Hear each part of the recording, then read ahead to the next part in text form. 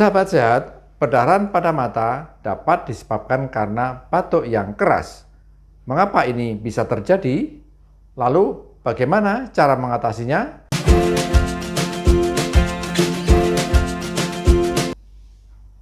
Halo, Assalamualaikum warahmatullahi wabarakatuh. Salam sehat untuk semuanya. Berjumpa kembali dengan saya, Dr. Basuki Rahmat. Pada video kali ini, saya akan menjawab pertanyaan yang ada di kolom komentar tentang perdarahan pada mata, khususnya perdarahan ini karena batuk. Bagaimana ini bisa terjadi dan bagaimana solusinya? Simak terus video ini sampai selesai. Sahabat sehat, batuk yang terlalu keras dan sering dapat menimbulkan perdarahan pada mata yang dikenal dengan perdarahan subkonjungtiva. Ini bisa terjadi karena pembuluh darah kecil yang di bagian putih mata yang disebut konjungtiva itu pecah akibat tekanan yang mendadak seperti batuk yang keras, bersin, atau mengejan.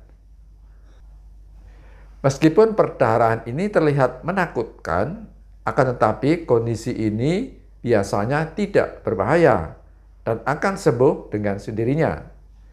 Berikut ini beberapa hal yang dapat dilakukan untuk mengatasi perdarahan pada mata tersebut.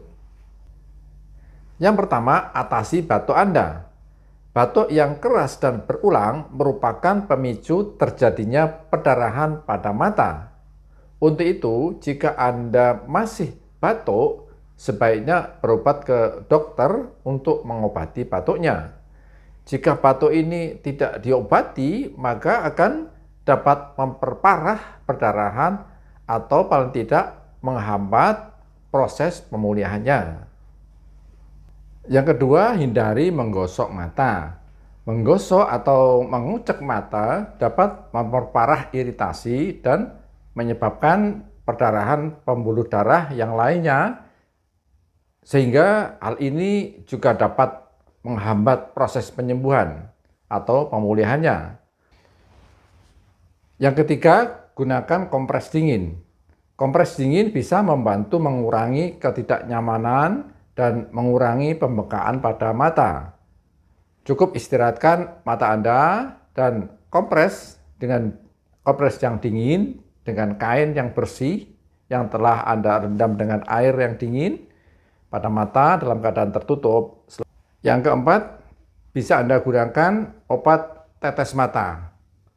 Obat tetes mata ini untuk mengurangi rasa tidak nyaman pada mata, dapat Anda berikan obat tetes mata pelembab atau artificial tears, contoh seperti zeolites, eye fresh, atau sejenisnya. Obat tetes mata ini memang tidak bisa menghilangkan perdarahannya, akan tetapi bisa membantu menjaga kelembapan mata sehingga mata tetap akan terasa nyaman. Yang kelima, beri waktu untuk pemulihan. Perdarahan subkonjungtiva ini biasanya dapat sembuh sendiri dalam waktu 1 hingga 2 minggu atau mungkin bahkan lebih, sehingga perlu untuk kesabaran.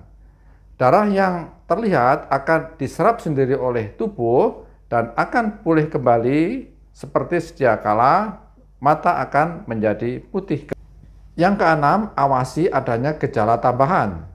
Jika perdarahan ini berlanjut atau diiringi dengan gejala lain seperti penglihatan buram, nyeri pada mata yang hebat, atau pembengkakan pada mata, maka Anda harus segera konsultasi ke dokter mata. Demikian yang dapat saya sampaikan, semoga video ini bermanfaat. Dan jangan lupa like, subscribe, dan tekan tombol loncengnya. Dan ingat selalu bahwa mencegah itu adalah lebih baik dan lebih mudah daripada mengobati. Salam sehat untuk semuanya. Wassalamualaikum warahmatullahi wabarakatuh.